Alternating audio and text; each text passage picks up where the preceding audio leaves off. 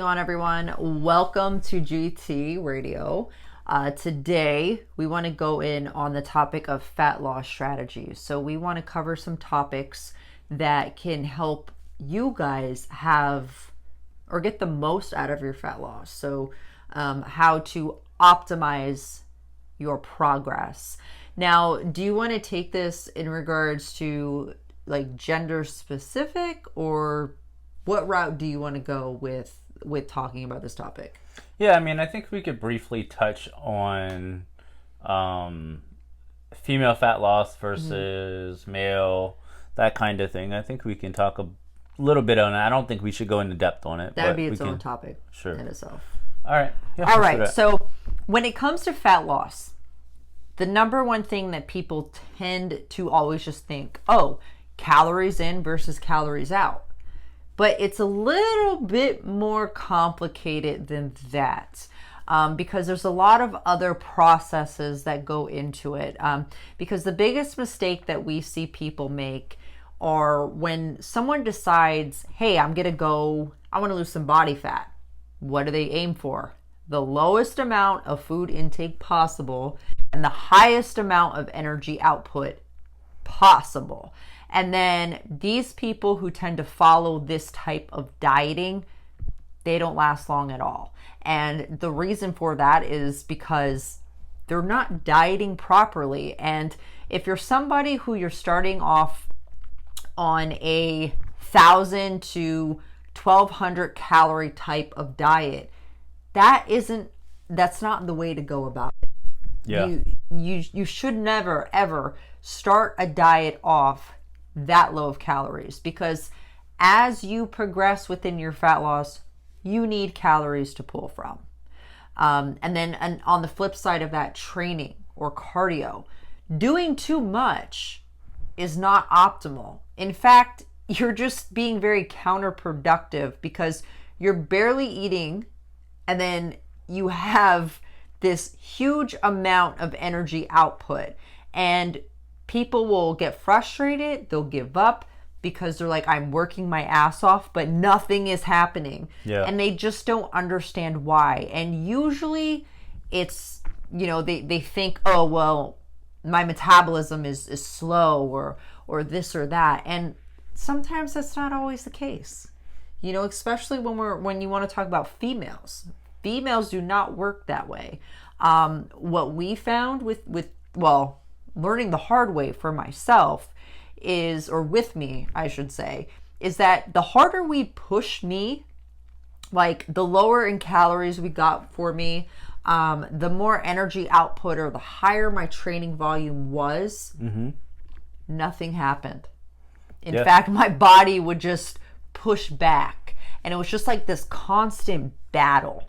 And I think that people don't understand that the biggest mistake they make when trying to go into a fat loss is you don't want to battle your body. You want to work with your body. Yeah. We've learned that the hard way with dealing with me, because my body is stubborn. Just like any other woman out there, pretty much all women are stubborn. But do you want to add into anything, or add anything in with that? With like the kickback and then working with the body versus against the body? I think just instead of the idea of working against the body is basically ignoring all of the cues that's basically it's right there in front of you saying that this isn't optimal or this isn't working.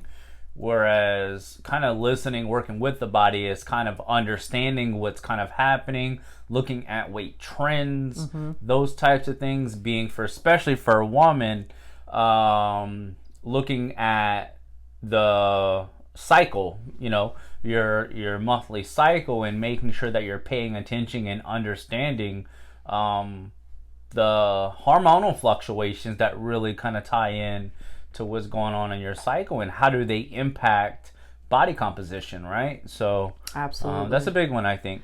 Oh yeah, that's definitely a huge one, especially for women.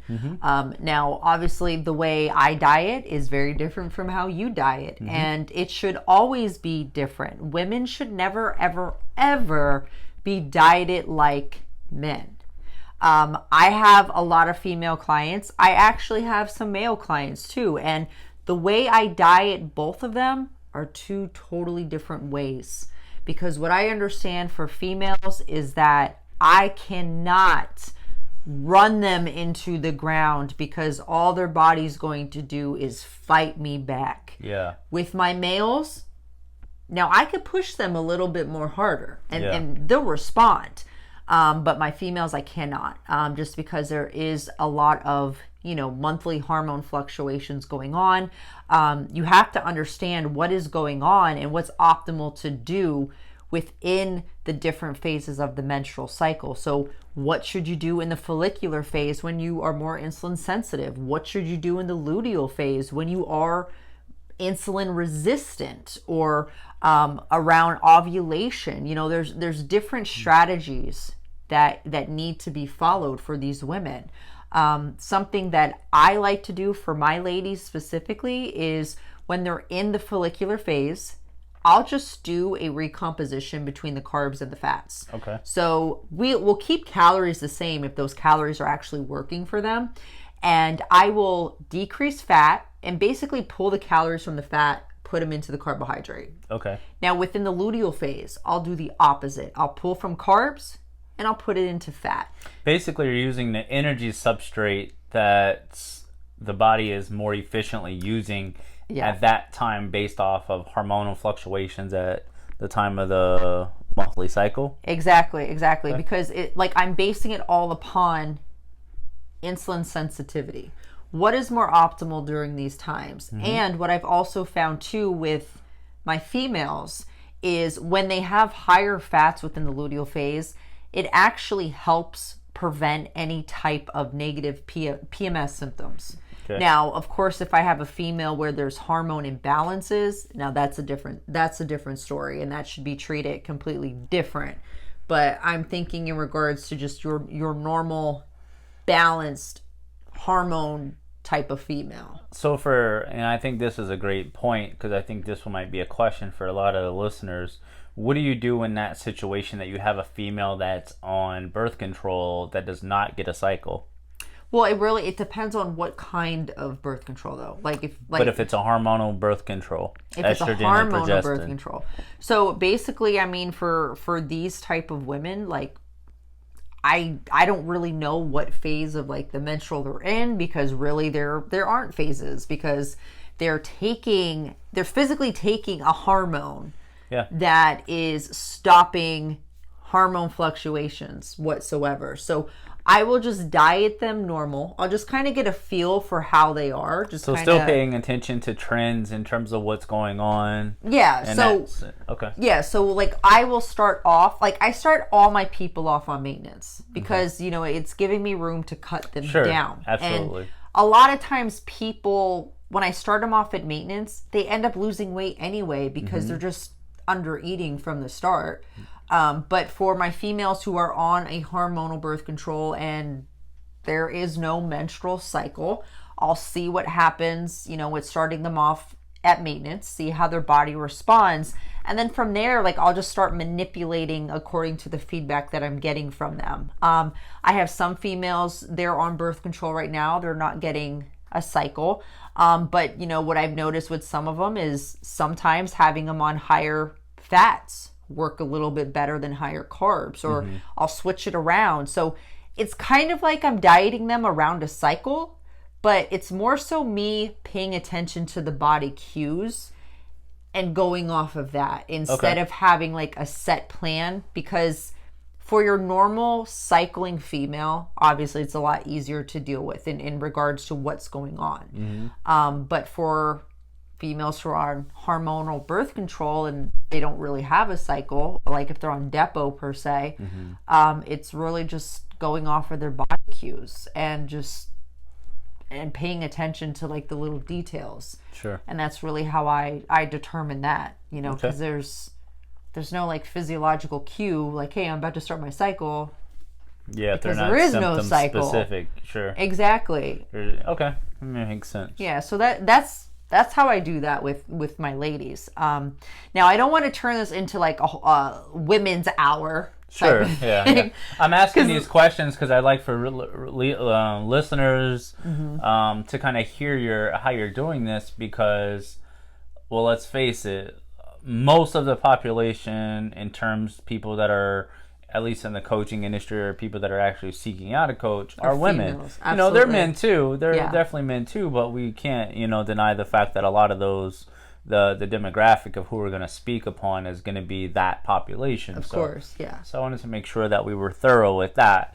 And kind of like what you said in the very beginning of the start of the podcast, is that women have a lot more hormonal moving functions that really has a lot to do with attention to detail. Absolutely. To get them to the results that they're looking for and to not spin their wheels. And we do know that over the course of dieting history in general, women are more likely to always be dieting, more so as higher prevalence in that than men. Absolutely, yeah. And also when women diet hormonally, they tend to take a bigger hit than men. They tend to experience, faster down regulations of hormones than what a male would.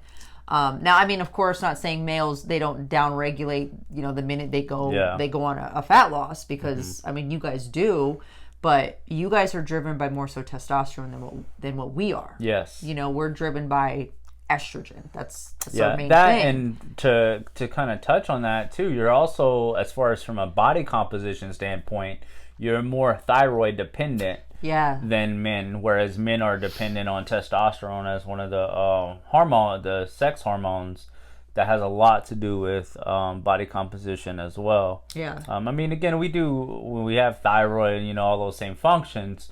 But one of the things is that I think that plays a role with thyroid is the amount of dietary protein intake. And absolutely. then for men versus women don't tend to gravitate towards protein, whereas a male does. Yeah, because just thinking between you and I. Mm-hmm.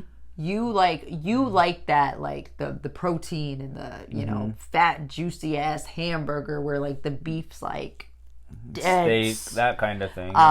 Me, on the other hand, I'll gravitate towards bread. I'll gravitate towards ice cream. I'll gravitate towards Snickers. Yeah. All the sugary carbs. Yeah. And I think a lot of women are like that. And I think the biggest thing is when it comes down to the differences between, why females tend to adapt a lot faster to a calorie deficit than a male, is because if you think back, what were females made to do?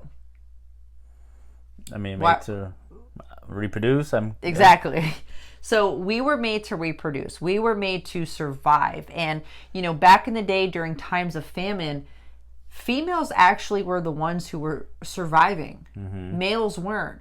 And the reason why women survive, like they can survive famine, they can survive starvation, is because our bodies down regulate everything to kind of help preserve us. Yeah. And during this time, like if you have like a female who's like extreme dieter, or even like I'll go as far as say like eating disorder, pretty much everything is going to down regulate in that female specifically to keep that person alive. Yeah, exactly. And the only things that are going to stay up is the vital organs. So, whatever little amount of calories a woman consumes, it's going towards the vital organs to keep her alive. Yeah. Everything else will stop. Sure. Even reproduction will stop. And that's why a lot of our hormones downregulate when we're dieting, because our body's really in that survival mode, like keep them alive, because women are made to repopulate the earth, males not so much. I mean, you guys are the sperm holders, you guys fertilize us to have a kid, but it's really the female's job to birth the kid and also take care of the child. And that's really where, if you want to go way back in time, that's really why we were designed. Sure. And so women bodies were made to survive all of that, because if you have a child, you got to take care of the child. Okay. History lesson for you guys. All right. But I don't want to stay on females. Yeah. So let's just kind of also go into maybe some general tips to help people as well. Okay. Well, I was going to get involved in the male in terms of what I typically do. All right, let's go.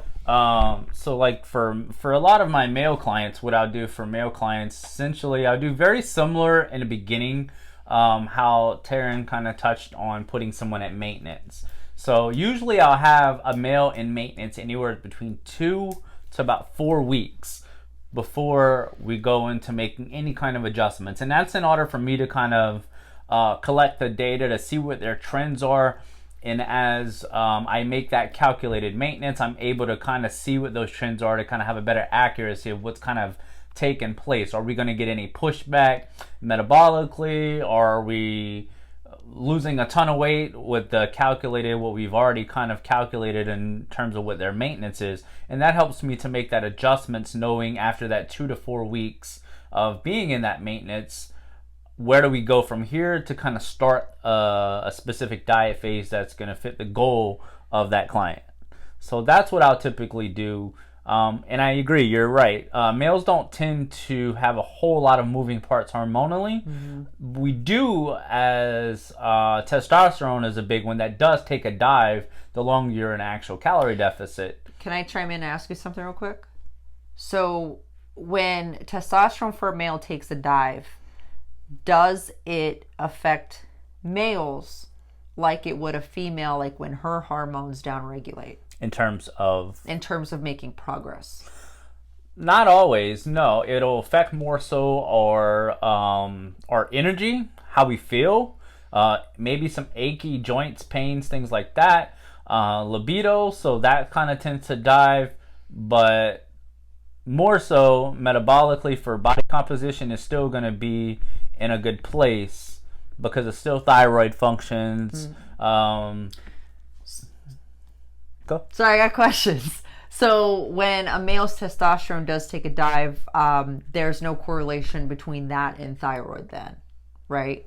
Not necessarily, no. Okay, because, I mean, obviously, female to male, we were completely different. Mm-hmm. And so that's why I'm throwing these questions at you in the event someone else is wondering that. Since we did touch upon females and how we're a hell of a lot more complicated. Mm-hmm. And just if one thing's off, it can affect all the other systems. Yeah. So that's why I'm just kind of throwing those at you. Because I want to know, and there might be other people that want to know as well. Yeah. I mean, to my knowledge, there isn't any correlation for if testosterone takes a nosedive. Like thyroid follows it. Got it. Not so much. I mean, you will see at the end for those physique competitors, testosterone, if you're not on any kind of enhancement as far as like hormone therapies, things like that, you'll see it get pretty low, severely low. It comes back, but it's not a quick thing. It takes time. It can take 6 months, even 8 months to kind of bring your levels back into its original range. And sometimes, it varies for everyone. May not ever get back to where its original levels were. Yeah. Now that you just kind of made me think of something too, like with females. Obviously, females, we have testosterone. Mm-hmm. It's not as much as males, but for us, like when we tend to be chronic dieters, females in general, because we're concerned about how our body looks and all that stuff. But when we diet down, obviously our hormones downregulate, testosterone downregulates. Now, it takes women a hell of a lot longer to bring testosterone up than obviously a male. Now, I'm thinking that has to do... Why do you have that look in your face? Not always. It's about the same timeline. Is it? Yeah, no. Well, I thought it took women longer to bring test up. No, it could be about the same. I think the only thing that... Again, is it a slower... I think is it a slower process? Would you say for women to get testosterone up than males? Not necessarily, no. Or does it really just depend on, I guess, the diet history of the individual?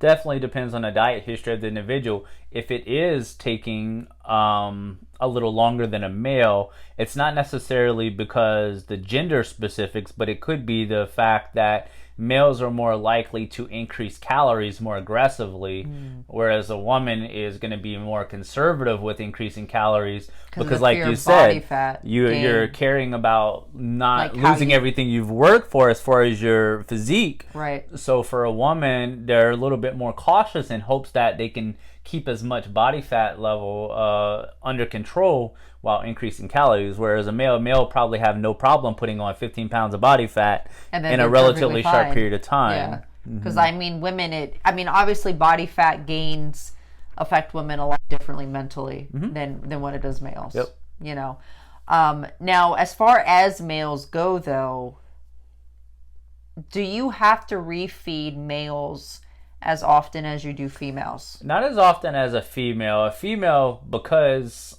kind of let's back up a little bit and understand why, right? Why it's important to refeed a female versus more frequently versus a male.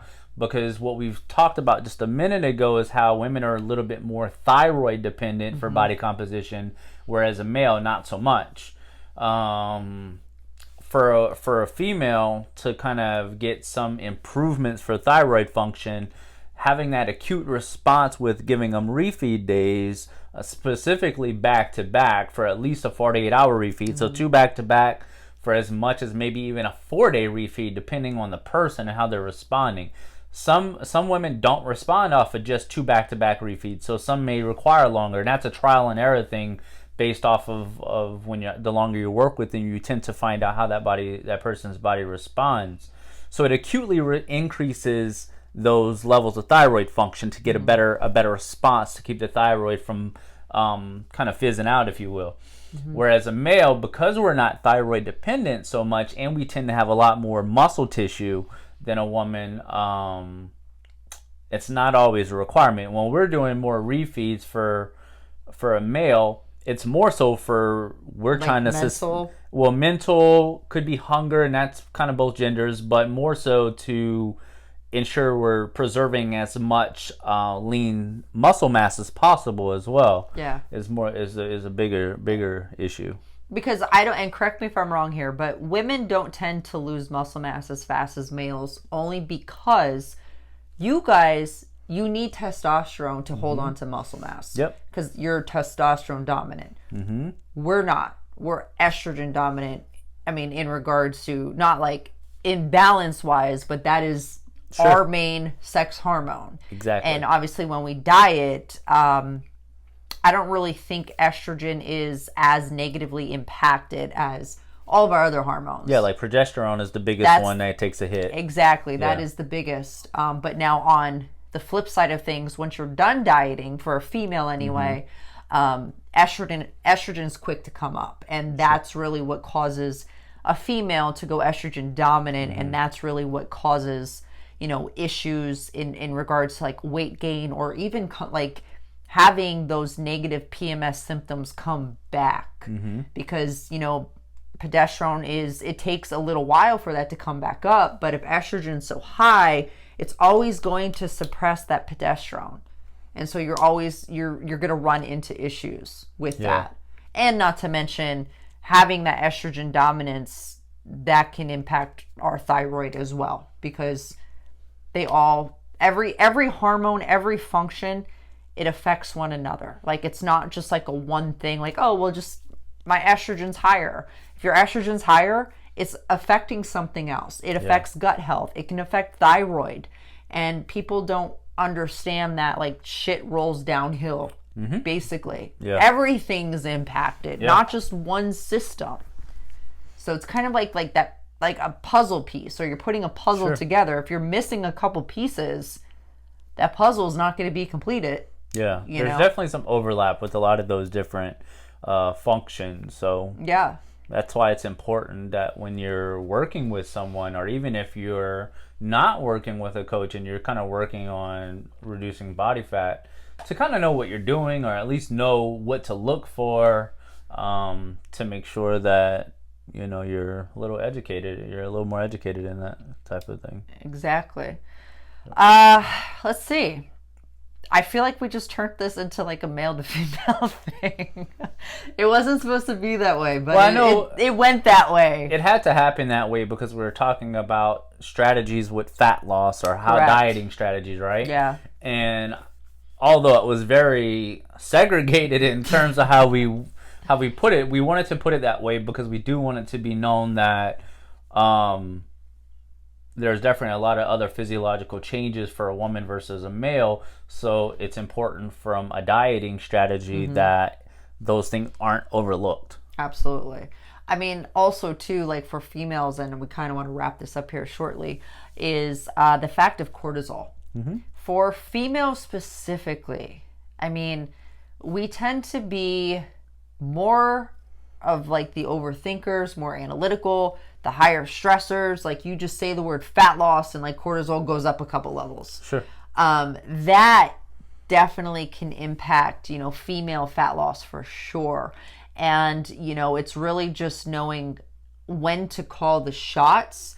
When like I see a female, like her cortisol's like getting up high, now I know, okay, we need to back off. Like we need to back off the deficit. We need to back off the the training volume, and we need to recover, because the main focal point for recovery, at least in regards to speaking for females, that is driving that cortisol down. And also bringing any kind of like hormone, more specifically the thyroid, because that affects all functions, everything fat loss, bringing that up a little bit more, because if you can bring that back up after you're done with like the diet break or the refeed days, or, whatever strategy you're going about, you should make better progress after that diet break, after the refeed. Yep. Because cortisol got driven down, and also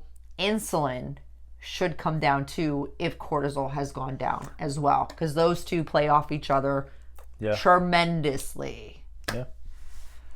I agree. So, I mean, I know for males, obviously for males, you guys have that accumulation of cortisol as well. Yeah. But males, I think they tend to handle the cortisol a little bit better than females. Would you say so? I would say that only because for us as males, we're a little bit more relaxed in doing things. Females, and we don't overthink things, right? So we'll get the plan of attack, and our focus is really on putting our blinders on, putting on that tunnel vision, and executing the plan. Whereas a woman, we're thinking of everything. We're thinking of every possibility. So all of these things that you're thinking of, what if this, what if that, is an anxiety that you start having, where that, again, anxiety is going to be the stressor that's just constantly keeping cortisol chronically elevated. And the scale too. That's the biggest thing. Like, the scale is a huge, like, it messes with females' minds so much. It's a huge stressor for them. And I know I have this conversation, I swear, on a daily basis, at least 10 times a day, for my normal menstrual cycling females. Like, they don't seem to get it. When you're 2 weeks out from a menstrual cycle, your weight's going to start going up. From gaining water. Okay, because it can start 2 weeks out, or even a week out. Really just depends on the woman.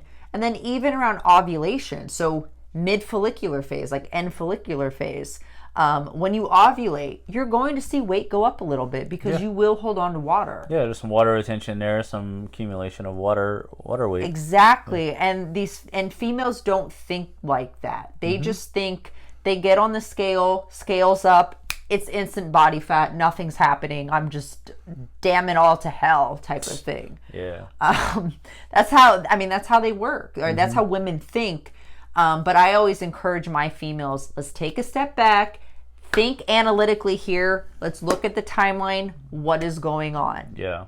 So the biggest thing, we'll kind of wrap this up because our timer's about to go off here. The biggest thing is, when you're starting a fat loss, you don't want to start on low calories.